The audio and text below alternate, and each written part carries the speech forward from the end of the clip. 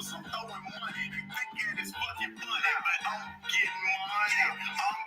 I only live one way, that's Monday through Sunday. See me on the highway, they calling me the Fly J. What up, my guys? Welcome to another show.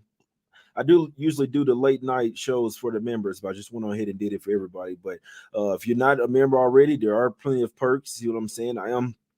I'm pretty sure the members had a really good weekend. Most of them, pretty sure they had a really good weekend.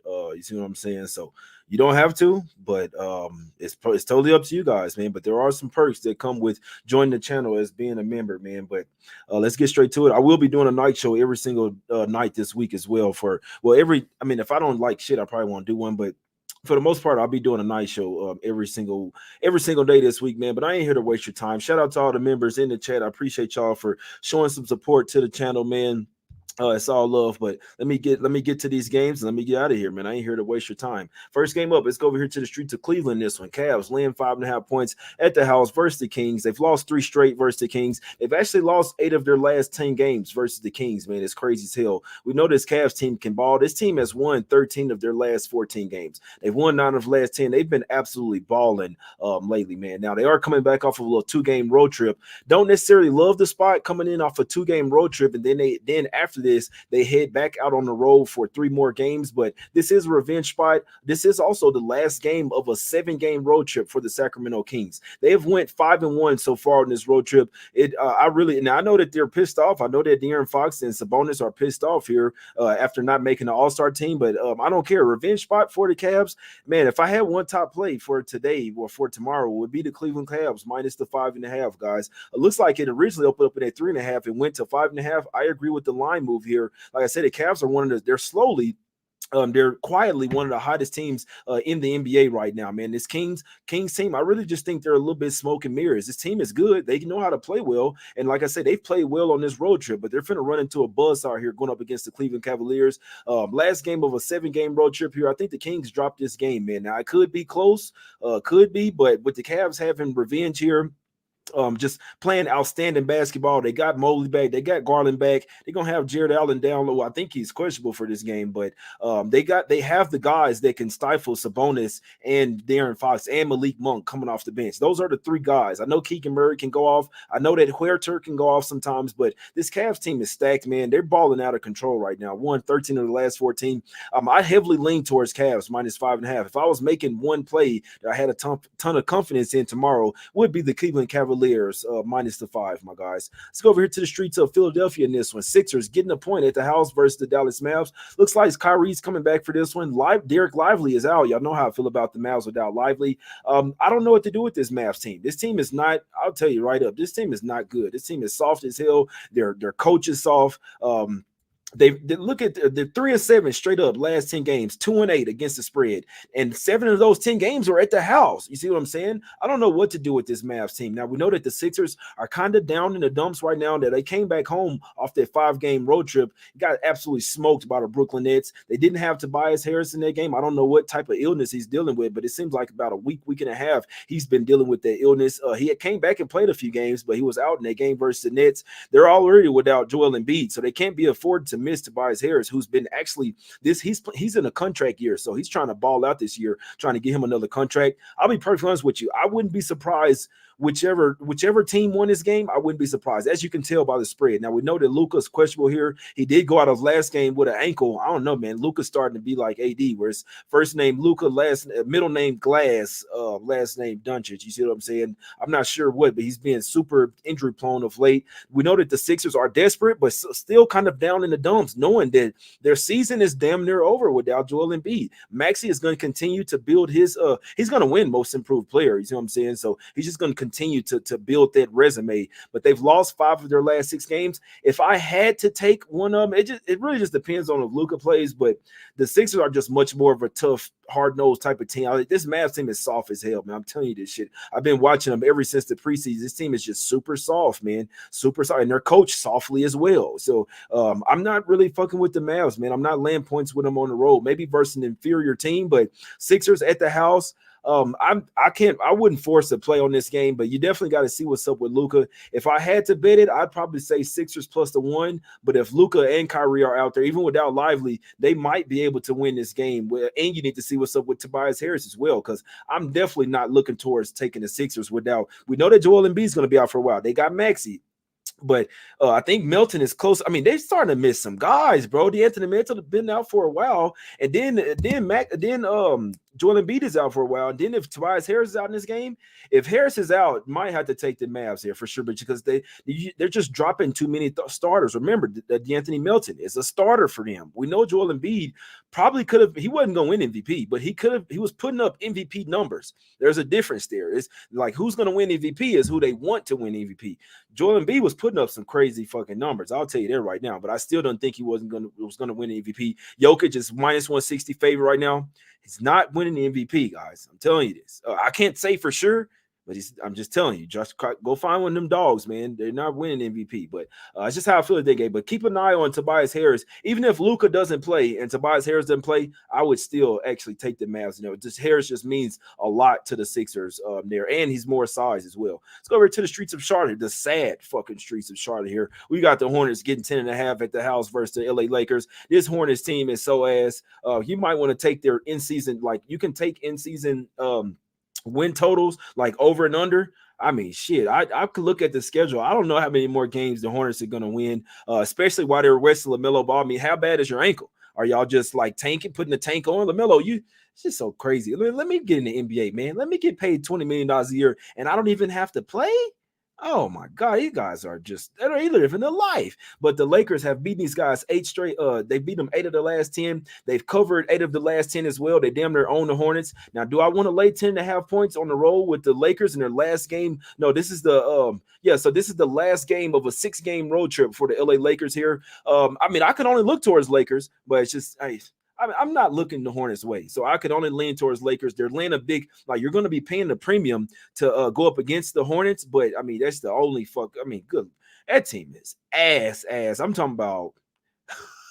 Get this team off my show, man. You know what? The Hornets might not make this show too many more times this year. Lakers or nothing. It's pretty simple with that one. Let's go over here to the streets of Brooklyn in this one. Nets laying 1.5 at the house versus the Warriors in this one. And I kind of lean towards the Warriors. Warriors are actually, I kind of seen them try to play a little bit better basketball. And I kind of said whoever loses that Atlanta game, I might want to back them in the next game. I lean towards the Warriors in this game. Coming off that loss in Atlanta, this is the 3rd straight road game. Now, the Nets have been playing a little bit better basketball. This fucking team hasn't covered back-to-back games since December 6th and December 8th. They have not covered back-to-back games. I'm talking about since then. I mean, that's almost that's damn near 2 months, guys. The Brooklyn Nets have not covered back-to-back games. Now, I must say, this team is a different beast with Ben Simmons out there. Who would have fucking thought that I'd be coming on this show saying, hey, is Ben Simmons in or out? Because if he's out, fade the Nets. If he's in, but I mean, we just got to be honest with ourselves. He's damn near a walking triple-double on this Nets team, man. As long as he get his 10 points, he gonna get there damn near with the assist and rebounds, man. So I have to give him his credit. He's been balling out. You see what I'm saying? The Nets have won 3 of their last 4 games. They covered 3 of the last 5. Still haven't covered back-to-back, but they're coming off a blowout win versus the Sixers. I would still lean towards Warriors here. It'd be interesting because if the Warriors could get the win here and the Mavs beat the Sixers, then that means the next night but Ben Simmons might not play a back-to-back. But I was going to say maybe Nets versus the Mavs the next game. As you can see by the point spread, this game could go either way. It is a tough one. I would lean towards Warriors. I would definitely lean towards the Warriors here. I lean towards Warriors plus 1.5. Not enough to play it though. But I would, if I had to bet this game, I'd be taking Warriors plus the 1.5, and the over might not be a bad look here as well. I think both teams are going to get to running and gunning in this one. Let's go over to the streets of Atlanta in this one. Hawks getting 3 points at the house versus the LA Clippers, and you really want to take the Hawks. The Clippers are the much better team. They are. You can't label. I can't say you can't because it's going to come through sometimes, but 7 times out of 10, fading the team on the last game of a 7-game road trip and on a back-to-back and 3rd game 4 nights, and this is their 7th game in 11 days, all on a roll for the LA Clippers in this one. This is a fade spot. Now, they say that Paul George is going to play. Somebody's sitting because we know that Harden played. He played, 41 minutes. Harden played 41, 42 minutes in Miami. You see what I'm saying? Somebody's sitting out in this game. Is that Paul George say he's going to play? It's either going to be Kawhi or Harden. Somebody's sitting out in this game. I don't know the future. I hadn't been to the future. You see what I'm saying? But I find it hard to believe that that everybody's going to play for the Clippers in this game, to be perfect. And if it's going to be one of them, I would guess Harden with him playing 41, 42 minutes on a back-to-back, third game in 4 nights, 7th game in 11 days, guys, for the Clippers in this one. So are they the much better team? Yes. It's really hard for me to trust the Hawks. I'm not going to lie to you. They have been playing well. And on the simple fact that this is their 6th straight home game. I mean, they have the rest advantage already, but when you got the 6th straight home game and you're in the same gym, like, you know the gym pretty well. You know the goals. Like, you know what I'm saying? I want to take Hawks here. Hawks should be the spot.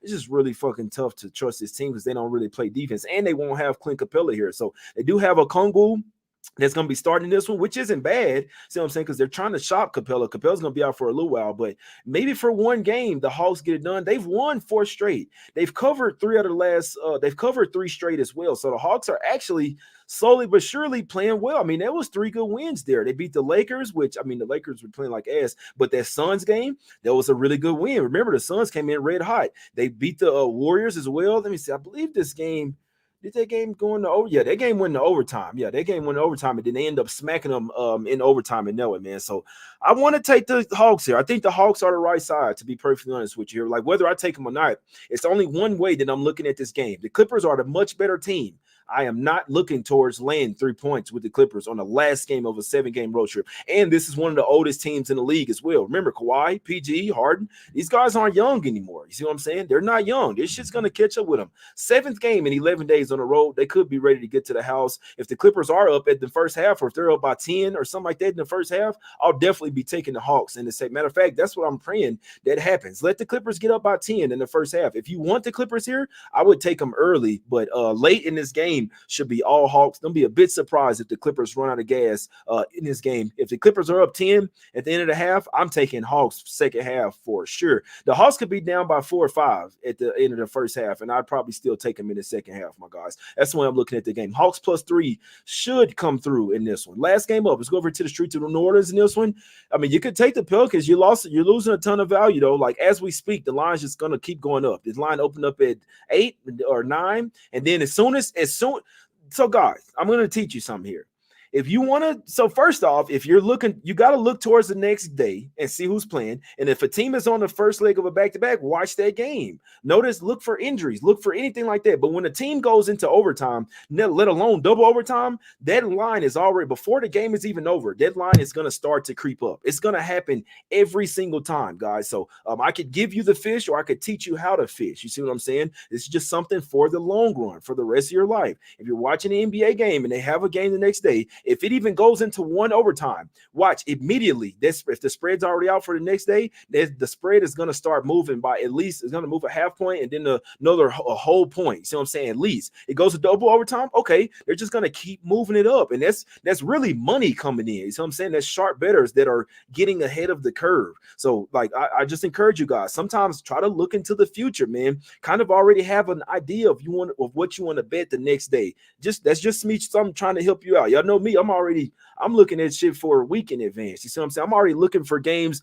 on February 22nd when the real NBA season starts. I'm already looking for spots, man. So got to stay ahead of the game, man. I know everyone doesn't really think like that, or it's not really sharpened like that. You see what I'm saying? But you got to always strive to learn more, guys. Always strive to learn more when you watch these videos. Try to learn something. Don't just, you know what I'm saying, be like the same way that you were last week or 2 weeks ago. Try to get better and better every single day, whether it's thinking, whether it's going to read things, all this, you know what I'm saying? Just whether it's getting in the gym, eating better, drinking water, whatever, man. Try to be better than you were yesterday, man. That's my advice to you guys. You see what I'm saying? But this is how I'm looking at every single game here. If I had one top play, it would be Cavs -5.5. After that, it would be Hawks +3. After that, it would be Pelicans -11. After that, it'd be Warriors +1.5. After that, it'd be Lakers -10.5. And I'm not gonna lie, you probably need to see what's up with Tobias Harris and Luka for that Mavs Sixers. But that's like a clear toss-up game, in my opinion, man. I know for a fact that I'm not fucking with that game. But if Tobias Harris is out, you can't bet the Sixers with no Embiid, Milton, or Tobias Harris. You cannot look their way. And they might just kind of just be down on themselves. knowing that they had championship aspirations or to go deep in the playoffs, you can kiss that shit goodbye. You can kiss that shit goodbye. So it may just be Maxi time. Like, I guess my best bet in the Sixers game be look towards Maxi. Mavs don't have a defensive stopper. You could maybe say Derrick Jones Jr., but Maxi will run circles around his ass. So look at Maxi's points. Look at his points and assists. That's how I would look for that Sixers game. Sometimes props are better than a side there, guys. So like I say, I'll tell you straight up, the real NBA season for me starts February 22nd, guys. Until then, I don't really care what happens. I'll go through the games. I'll let you know how I'm looking at it. You see what I'm saying? I only sent out leans this weekend for the chat. I believe they went like 9-1, 8-1, something like that. So I'm still gonna look at it. I'm still gonna stay locked in. I just, like, you know what I'm saying? I got all type of shit going on at the house. I hadn't really been going to the casino, just keeping it perfectly honest with you guys. So I'm still staying locked in on the NBA. I'm definitely not betting heavy, and it's definitely the dog days of the NBA for sure, my guys. So and my best two picks. Well, the Hawks game, I really think the Hawks are right side. My number one would be Cavs minus 5.5. Number two, like damn near co-signing with the number one would be Hawks plus the 3. Might get a better line in game, but the Clippers should definitely run out of gas in there one. I know that they're a better team, guys. I know this, but there's not equal circumstances, if that makes sense, my guys. So you always got to look at these games deeper. You see what I'm saying? If you look at that line, Clippers minus 3 looks super easy. It's not, just trust me, that's like a trap line, man. Cavs, Hawks, Pelicans, Warriors, Lakers, Maxi over his points, guys. It will be my best looking every game. I appreciate y'all for tuning in, man. I did this show for everybody. You see what I'm saying? I usually do these late night shows for the members, but it's all good. Shout out to everybody that supports the channel, man. You do get extra. You know what I'm saying? There's extra initiative to become a member, join the channel as a member, but you don't have to. I'll be on here Monday through Friday, same time, 1 p.m. Eastern, my guys. Let's get some cash. I appreciate everybody for tuning in. I hope everybody has a great night.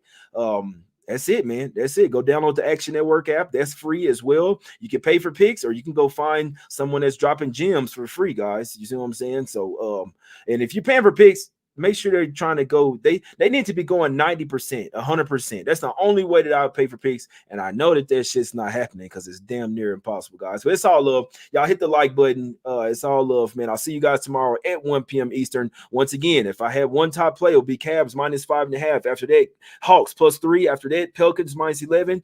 After that, Warriors plus 1.5. Maxi over his points, and Lakers minus 10.5, guys. Really tough card. Don't be surprised you see some fishy shit happen tomorrow, all the way up until All-Star break, guys. We're in the dog days of the NBA, guys. It's all love. We out. Let's get this cash, baby. Hit the like button.